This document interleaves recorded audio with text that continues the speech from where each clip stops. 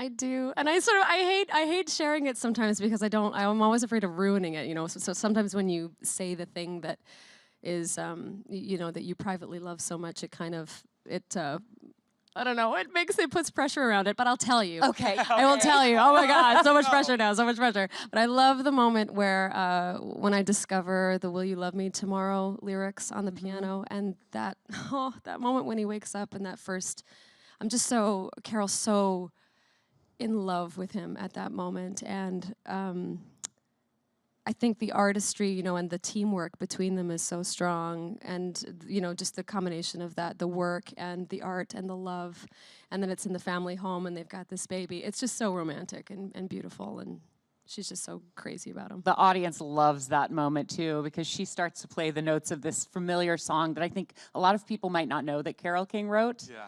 And I didn't even know she wrote that when I first started. and the whole audience goes, oh, like that. Yeah.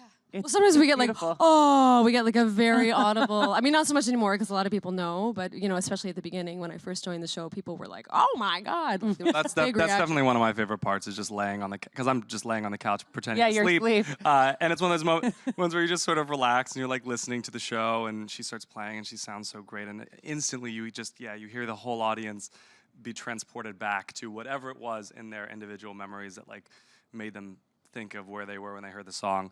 And then I have two moments with Chilina that I really love. One is written in the text, and it's just any scene where it needs to get emotional. I love doing it with Chilina because it really does feel like we're navigating our way through the scene, not that we're trying to get to a particular moment or milk a certain moment, and it changes and fluctuates every night, and that's just wonderful. Like the hospital scene, there's no one particular moment, but it's just that entire scene. I love navigating that with you. And then something that I like, moments that we find with different actors on stage that aren't written into the text. So there's a moment when we first meet where I say, I can never remember the lines outside of context, but I'm like, oh, there's some references if you don't understand them. And we look at each other, and it's sort of the first time I take her in as this person I want to know more about. And it's so brief and it's not written in, but it's like the first moment I look at Carole and see her as someone I want to know, not some little 16-year-old. It happens really early on. Well, that's so interesting too that you say that, because I love that moment too, and that's something that I've never had with any of the other Jerrys. And so that was something, you know, 3 years in that I discovered with Evan, particularly because of how he and I play that scene together. Yeah.